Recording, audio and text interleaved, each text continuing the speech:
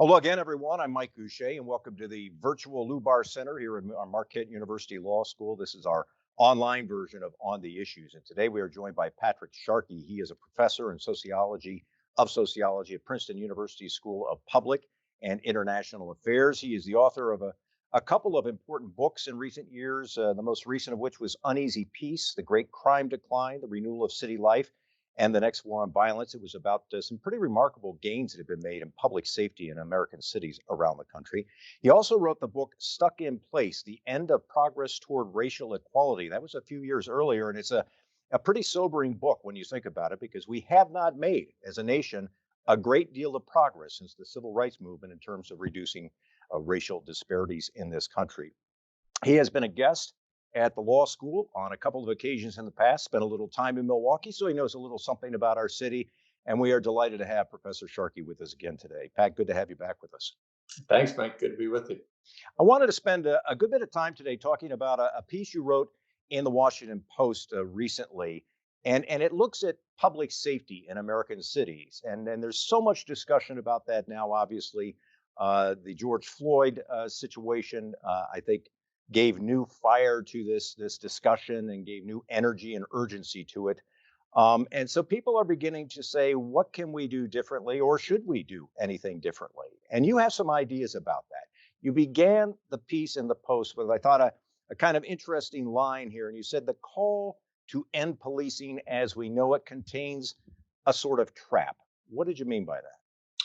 Yeah, it is a trap because we have been so dependent. We've relied on the police to be the primary institution responsible for not just public safety, but for really all of the problems, all of the challenges that come up when you have such unequal cities, cities where poverty is concentrated, where violence is concentrated, where a whole range of social problems all come bundled in the same spaces. And so when you think about that, there are a couple options for how to deal with that. You can invest in the kinds of institutions that can respond to all of those challenges. What we've done in the US is we've really invested heavily in the police and the prison, okay, in law enforcement and in the criminal legal system, and given the police responsibility for dealing with all of those challenges that come bundled up in space when you have such unequal cities. So we've become very dependent. We've become very reliant on policing over the past 50 years in particular. And the trap that I write about in that article is that if you take an honest look at the evidence, police are effective in controlling violence. So police have a causal impact. When there are more police on the street, there's less violence. And we have very good evidence on that. And yet, when you rely so heavily on policing, it comes with all of these collateral costs. And that means massive surveillance, that means mass incarceration, and it also means a kind of aggressive and violent policing that has become so visible over the past few years, and that has led to this outburst of anger and of protests and demonstrations, really calling for an end to what's been going on for a long time. So that's the trap: is that we're relying on the police to deal with the problem of violent crime, and the police are actually effective in dealing with the problem of violence. But when you rely on the police, it comes with all of these collateral consequences. So we need a different model. And I'm wondering if there is an agreement that we need a different model. You know, it's funny. There's a lot of pushback to the ideas of doing things differently, and you hear it from police officers or you hear it from police chiefs.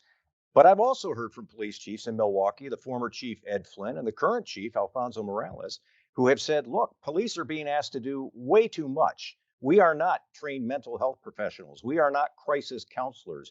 These are things that we end up doing, but it's not because we necessarily want to be doing that or should be doing that. Is that the opportunity to make some change? Because there seems to be agreement on at least that need. Yeah, that's exactly right. So when I talk with law enforcement, this is what people don't realize is that police chiefs and officers make the same argument. We've been given too much responsibility. We're asked to do everything on the street. It's unfair to law enforcement to ask them to solve mental health crisis, homelessness crisis, domestic violence crisis, opioid addiction, and substance abuse more generally. Um, we have relied so heavily and made such enormous investments in law enforcement that that's the situation that we've brought upon ourselves. But police chiefs make the same argument. We shouldn't be doing this. We shouldn't be asked to deal with every problem that's present in urban America. And so there is broad agreement. Now, where the agreement breaks down is a in the messaging and how we talk about policing, in the anger that is directed toward law enforcement, particularly at this moment, but really over the past 6 years, this has been a consistent message since the emergence of the Black Lives Matter movement, which has been so extraordinarily effective in getting the message out about the persistence of racial injustice. So it's really about the messaging and then about the details. So if we're looking for a new model, then who's going to get those resources and who's going to do what? And that hasn't really been resolved in most cities. And really the reason it hasn't been resolved is because we've just been so dependent, and we've asked police departments to do all this work, and really made major investments in police departments without making similar investments in the other types of agencies and organizations that can play a bigger role. Yeah, it's interesting. I think that you wrote that these models exist, that there are organizations and individuals and citizen groups who are doing a lot of this work. The difference is we don't invest in them the same way that we invest in the police. We've never made that decision to do that. We've never made a similar commitment. We've never made a commitment of uh, support resources over a sustained period of time to other kinds of community organizations. And I think part of the reason is that the work being done by nonprofit organizations is can be dismissed pretty easily. You can dismiss it as feel good stories, as anecdotes, but what people don't realize is that over the past 10 years or so, there's now a body of evidence showing that these are not just feel good stories. So the programs that have been evaluated rigorously with experimental trials, randomized controlled trials, have shown over and over that programs that provide after school programs and cognitive behavioral therapy for kids, summer jobs programs. There's a program in Philadelphia that redesigned abandoned lots. The programs like even things like business improvement districts. Okay, these are all non-law enforcement approaches to building stronger neighborhoods. When they are evaluated rigorously, and when they're programs that are run by professionals that have the resources they need to do their job effectively, they're extraordinarily effective. Okay, so these programs, the Becoming a Man program in Chicago, is a well-known program that reduced kids' involvement with violent crime by 45%. So the kids who were randomized to take part in that program were 45% less likely to be arrested for a violent crime than kids who were in the control group, who were randomized to not take part in the program. The Philadelphia Horticultural Society program, where they randomly decided to redesign particular abandoned lots throughout the city. In those places that were redesigned, that were green so that they could be public spaces, so that they were no longer dangerous spots, violence fell by 39% compared to the control group sites where nothing happened. So this is what I mean when I talk about there's an evidence base. Okay, so this is happening all over the country, and it's often dismissed as feel good anecdotal stuff. But when we take it seriously, when we evaluate it, it shows that this is an effective way to build stronger neighborhoods and deal with violent crime. We've just never given these other actors the resources and the commitment that we've given to law enforcement. And I want to make a point of distinction here too. This is not what we know as the citizen watch groups. Right. This is something more detailed, deeper. It's different than that. Exactly. Yeah. And that's a hugely important point. I get this all the time. We don't want, I'm not calling for guardian angels or neighborhood watch groups. These are programs that are designed to build stronger neighborhoods, to really look out over neighborhoods and make sure everybody is cared for, make sure public spaces are safe, make sure people are welcomed as they come into the neighborhood. make sure activities are not going on that are going to lead to violence. Okay, so these are programs that are run by advocates, run by people who have genuine concern for their community and every person within it, who see their job as making sure no one falls through the cracks. Okay, making sure there's not a trouble spot in the neighborhood that starts with small scale delinquent activity and turns into a major area of violence. These are the kinds of organizations that I'm talking about that can be extremely effective.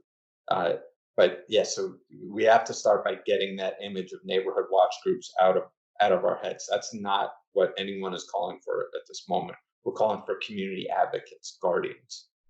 In the post opinion piece, you talk about an idea that you have that is both more cautious and more radical than the defund the police talk that we hear today. And that is that you say there could be a program tailored for a bold mayor and a bold philanthropist that would allow us to actually test to see how this could work if we invested more heavily in these urban guardians, as you call them, and see how this fares over a period of years. Describe for us exactly what you're talking about with this idea. Yeah, so the idea is not to dismantle police departments, not to experiment with people's lives and people's communities, but really instead to set up a demonstration program and give it a chance to make it work. So, what I call for, the very specific proposal, is to look at a particular community in a given city, a community that wants something different. Okay, where the mistrust between law enforcement and the community is so long-standing that relationship may not be repairable. Okay. So in that kind of community, the idea is to invest in a coalition, a group led by community leaders, local organizations, and really look out across the country and develop some best practices about how people respond to small scale conflicts, how people carry out responses to mental health crises, how people deal with drug distribution in a community without law enforcement. Okay, how restorative justice programs work as an alternative to incarceration. So really get a set of best practices, get people in the same room, and start a planning process where these actors can come together and develop a detailed plan for how they're going to respond to all of the scenarios, all the incidents that law enforcement responds to right now. Okay. How they're going to patrol public space in a way that makes people feel safe and welcome, uh, carried out by advocates who are looking out for their neighbors. Okay. So the idea is to start that planning process, but the key is to fund that organization with the same resources that we devote to law enforcement. So don't ask people to volunteer their time anymore.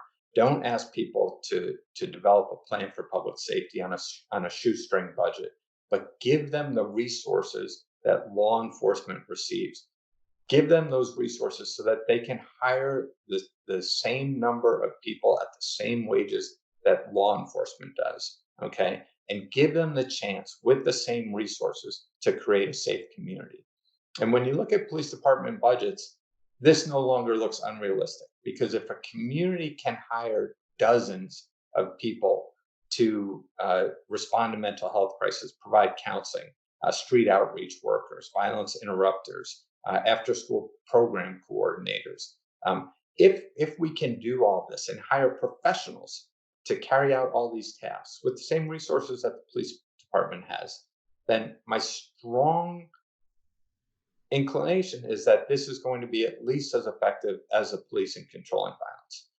Now, If there are all kinds of details here, okay? And I'm not saying this is going to be simple, I'm not saying it's going to be easy. I do argue that police should still be the first responders to major incidents of violence, particularly with a weapon, okay? But in those cases, I argue that a member of the community should be with them, okay? Professional trained staff should be with the police when they respond to those incidents. Alternatively, I'm arguing that a different set of actors should be the first responders to all kinds of calls that go to the police right now. Small scale conflicts, okay? And in those cases, I'm arguing that the police should still be there as backup. The police should still be on call. So I'm not arguing that the police have no role in public safety. I'm not arguing that we need to exact revenge against the police or dismantle the police department or even defund the police department. I'm arguing that we need to start investing in different sets of actors, different sets of institutions, and give them a chance with the same resources to create safe communities. And instead of just experimentally doing it on the fly, let's give them time and the resources to really have a chance to succeed. How do you have an idea? I think in the Washington Post piece, you did give a number in terms of what the cost might be in terms of doing this kind of project. You know, a city like Milwaukee, for instance, you know, it's a significant amount of money, and I would imagine you would need at least what 5 years or so to know if this is truly working as intended. Yeah, that's right. It's going to take a long period of time just to develop plans and operating procedures, and to give people the training that they need. I mean, it's one thing that we don't do for law enforcement, but we also don't do for these other institutions. We don't give them sufficient training to deal with all kinds of conflicts and all kinds of incidents. So undoubtedly, it is going to take time, and this is hard. It's a hard pitch to make because we're in a period of crisis and people are looking for a different model right now. But my message here is, let's keep public safety and violence in strong neighborhoods as the focus of these discussions. So the focus has become on the institution of policing, and are police good or bad, and how do we dismantle the police, and how do we uh, exact revenge against this institution. And I understand that. I understand the sentiment, the widespread sentiment right at this moment. But the ultimate goal is to create strong, safe neighborhoods. And so if we keep that goal in mind, then the idea is that sets us up for an alternative model. Okay, it gives a community a chance to develop that model and to really make sure that it has the best chance to succeed. Okay, it's not going to work perfectly. There are going to be crises and scandals along the way. That's inevitable. We're dealing with hard problems. We're dealing with hard problems that come with extreme inequality. Okay, the idea is that this is a process that gives a community a chance to develop an alternative model, and we can see how it works. And if it's a disaster, then it's not going to be replicated, but we need to know that first. I have to ask you: have you heard from a bold mayor or a bold philanthropist since you wrote the piece? Well, I have to say, Mike, I'm not much of a salesman, and so I really enjoy developing these ideas. But when I start talking about them, I start giving all the caveats and the details. So I really need to get my pitch refined here. I have talked to people who are interested in the idea, um, but yeah, I need to hire a marketing firm to help me convince people that they should try it. It's a challenging time, is it not? Because we're in the midst of a recession as well as the pandemic, and a lot of cities are looking at fiscal issues that are confronting them, and yet, in a place like Milwaukee, there are definitely people on our common council who want to see change, and they have some ideas about how they might go about that. But it's really hard right now, isn't it, to have these conversations given some of the fiscal and health realities we face? Yeah, it's a tough moment. It definitely is, and we're at risk of cities making cuts and scaling back as opposed to really making the investments that are needed right at this moment. So in that, I get that, I understand that, but I do make the point that it's a choice. What we invest in right at this moment is really a choice. So states can invest in community safety right now. The federal government really has to do something to bolster state funding and city funding right at this moment. I'm not holding my breath for that, but we'll see what comes in the next few weeks there. So it is a tough moment. It's a moment where, in the Washington Post piece, I make the argument that this should come from philanthropy. This should come from foundations. And the idea there is that if this is seen as a challenge to law enforcement, if this is seen as part of the defund movement, we're going to take funds from you and put it here, then there's built-in opposition, and that's going to make it harder for it to succeed. So, I make the case that this is an idea for, as I say, a bold mayor and a bold philanthropist, because I think if there's someone, a community that really wants something new, that is in favor of something new, and a philanthropist or a donor or a foundation that is willing to make that investment and make it for 5 to 10 years. Make it not so that if it's hitting some bumps in year 1 or 2, it's not abandoned. That's crucial. Uh, that's really the model here. That we need an alternative funding source, that makes a commitment for a minimum of 5 years, to start this planning process, because right now cities are strapped and it's hard for city governments to do this right now. There's also another thing that's happening out there that makes it more challenging, and that is that a lot of American cities, Milwaukee included, but Chicago, Indianapolis, Kansas City, St. Louis, you can go across the country, New York, they're seeing a surge, a pretty dramatic surge in violent crime right now.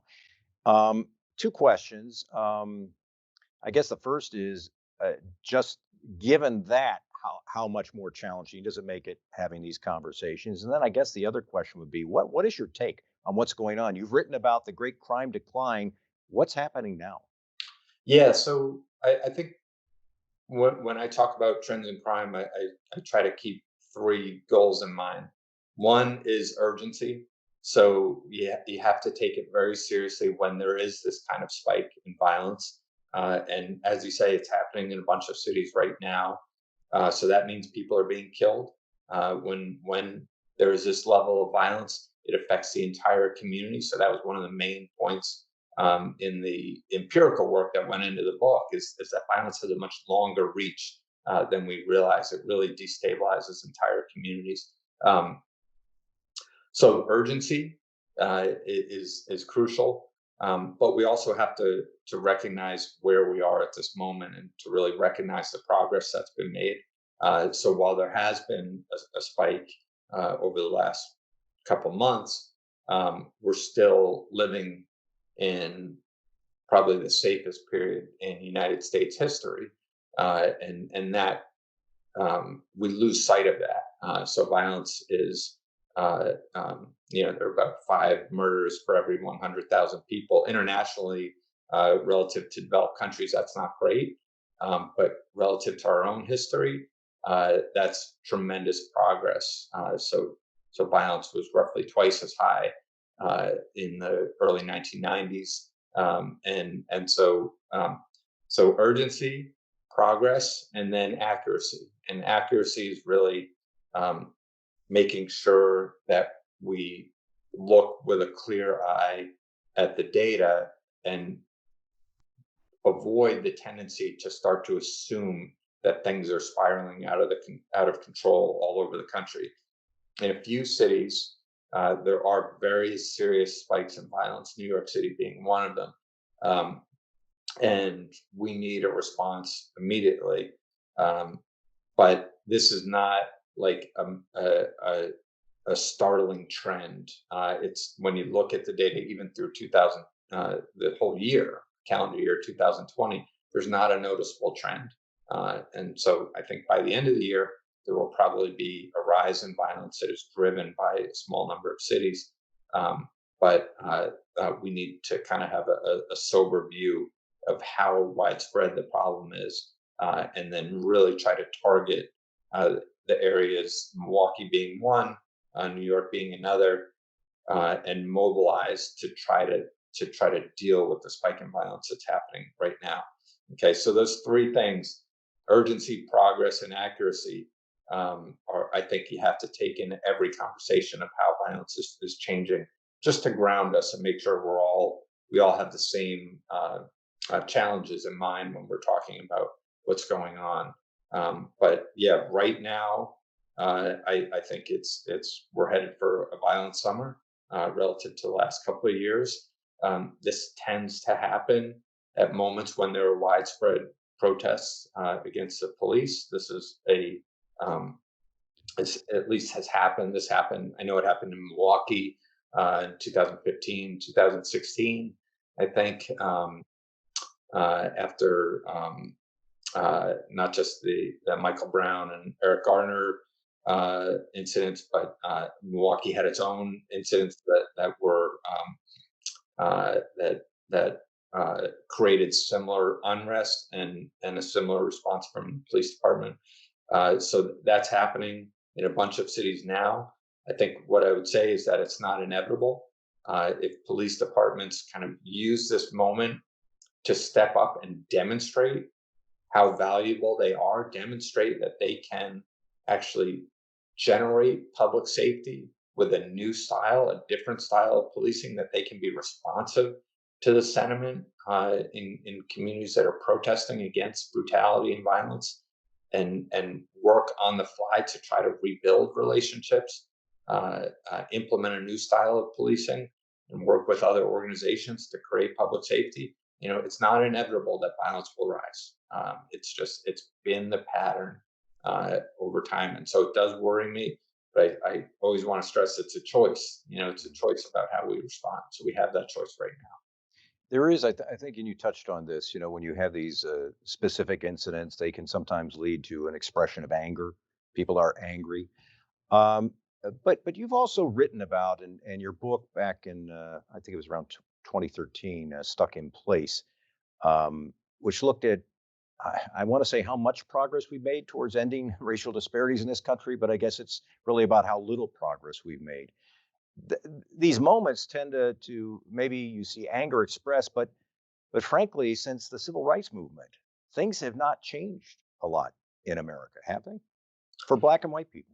Yeah, there's been less change than you would think, given the momentum from the civil rights movement, and the argument that I make in that book, and that has continued to today, is that we developed a model. I say the United States developed a model in the late 1960s where there was progress throughout the 1960s toward racial equality, and then it essentially stopped in the early 1970s, and that was a policy choice. So instead of responding, there was kind of widespread sentiment, and I didn't live through this period, so I always tell people who I'm talking with, tell me what I'm getting wrong, tell me. But from talking to a lot of people and reading everything I can about this history, there were kind of two models in place. And one model was to think about entrenched racial inequality and urban poverty as an issue of injustice and inequality. Okay, and that leads to a response of investment, working toward justice and doing it through a process of investment. Then there was another model that saw all the problems and the challenges of the 1960s as a result of lawlessness and disorder. And the response there was a response driven by the goals of abandonment, okay, leave communities on their own, and punishment. Let's invest in law enforcement. Let's invest in the criminal legal system. That latter model, focusing on lawlessness and disorder with a response of abandonment and punishment, has largely been the way that we've responded, particularly to urban violence, but to concentrated poverty and urban inequality more broadly, for the past 50 years. This has been the model that's been in place. Leave communities on their own, and let's invest in law enforcement and the criminal legal system to deal with all these challenges.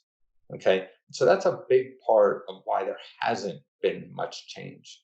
We haven't made the kinds of investments to bring about more equal environments, to bring about areas that offer greater opportunity in places that have historically been areas of disinvestment and abandonment. That's a policy model that we've chosen, that's been in place for roughly the past 50 years, and that's why we're at this point.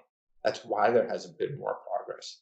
Okay, that's why racial inequality is so entrenched. That's why there are still protests about racial injustice and police brutality. This is the model that we've developed over time, And this is a model that has been largely intact over the past 50 years. So that's why I'm arguing for, you know, recognize the gains that have been made. Violence has fallen in half. That's an enormous change in American cities, but also recognize the costs that have come with it. Mass incarceration, intensive surveillance, police brutality and violence. Okay. So we need a model to reduce violence further, but to do it a different way. Yeah, I should say too that I'm sure some people who might be watching this would say, oh, that's not accurate. There's been progress made since the '70s, but you recently in the New York Times, there were a series of really powerful graphics. We're looking at a number of different metrics in America. So I want to put a little bit of flesh on the bones there because it's not just we're making some generalization that progress hasn't been made. There are very specific areas to look at where you don't see much progress. Yeah, there are, and it's a misconception. We there's a sense that we're on this steady track of progress over time on a lot of basic indicators of well-being and economic status. It's just not true. Home ownership gaps haven't changed much over time. Racial wealth gaps haven't changed much over time. Income gaps haven't changed at all over time. Some measures of like high school completion have changed, but college degree attainment hasn't changed much over time. And when I look at these indicators, so it's one thing to look at them across the whole population at the level of individuals or families, and that tells a story of severe racial inequality. But it's something different to look at them at the community level, to see what majority Black neighborhoods, majority Latino neighborhoods look like compared to majority white neighborhoods. And when you do that, you see very different worlds. You see places where police violence is concentrated in particular communities. So this is not a problem experienced by all Americans. It's a problem that's concentrated in particular communities. There are, and that's true for coronavirus as well. Like all of these challenges that we're dealing with become very visible, and the disparities become very visible when you look at them in terms of space in communities within cities. So that's what we try to do in the New York Times article, and thankfully they have incredible graphics people, and we're able to show just that in every city across the country, it looks like there's a level of inequality across communities. And then when you separate it out into Black communities and white communities, and I wrote this article with Kianga Yamada Taylor, who's at Princeton as well here, and you see that there are just different worlds within the same cities. So all of these issues that are generating this widespread protest, what's happening is these issues are concentrated in particular communities, and they've been concentrated in majority Black neighborhoods, in low-income communities of color for decades. This is not something new. Okay, so this unrest that's being expressed, this anger, this failure that's becoming more visible, has been there for a long time, and it's really remarkable to see it communicated, to see it expressed, and to see so many Americans coming together and acknowledging what they're seeing. Because if you're like me and you haven't lived in a Black neighborhood, I didn't understand what police violence looked like until these cell phone videos came out, and then I started to understand it because I saw it. That's true for a lot of Americans. This stuff has been around for a long time, but it's becoming visible to a larger share of the population. I think that's a big reason why we're seeing just this explosion of interest and understanding that hasn't been there for a long time. So we have this explosion of interest, but the question that I still ask is, will that ultimately change things? Will we see differences in how we go about providing public safety? Will we see differences in terms of reducing racial disparities in this country? I talked to someone I've known a long time in this city. He was involved in protests all the way back in 1981 after a police related death. And he's been on the front lines in a lot of different things over the years. And I said, "What do you think? Is it going to be different this time?" And he said, "I hope so. I feel like maybe it feels a little different, but still a little bit of skepticism." How about you? Are you skeptical, or are you optimistic that there will be real change? It's a good question. So I do agree that it feels different. The changes just in public opinion are different than anything I've seen in my career. The changes in public sentiment toward the issue, just the favorability of the Black Lives Matter movement is truly stunning to see how that's changed over time. The message of racial division is being met with uh, anger, that instead of support, by a much larger share of the population. So all of that is different. There are structural challenges that we have built over time. And when I say that, I'm not just talking about the politics in Washington, I'm talking about structural barriers to progress that are in Milwaukee and in New York, where we have built urban areas in ways that create divisions between central cities and suburbs. And we built that through zoning. We built that through our housing policies. We built that through transportation policies. The highways have played a huge role in creating these divisions. So we built a structure of urban inequality at a local level, um, through school districts, through highways, through zoning laws, through affordable housing programs, and that pits communities against each other. So I do think that more local set of structural barriers is really something that hasn't been discussed, but it does create ingrained opposition between communities that's kind of hard to overcome. So in the work that I'm doing now, I'm focusing on those barriers, those barricades that divide communities from each other, and the potential role for a policy agenda designed to transcend those barriers, those barricades in space, and to do it, through zoning policy and housing policy and transportation policy and school policy, in a way that creates uh, the possibility for people to come together in a more sustained way to confront some of these problems. Patrick Sharkey is a professor of sociology and urban affairs at Princeton University. We have been delighted to have you with us for a couple of events in the past. It's always been a fun and thought-provoking conversation. This is no different. So we're delighted you could make some time for us. If you haven't seen his piece in the Washington Post, it's called, at least the headline for it was, "Why Do We Need the Police? Cops Prevent Violence, but They Aren't the Only Ones Who Can Do It."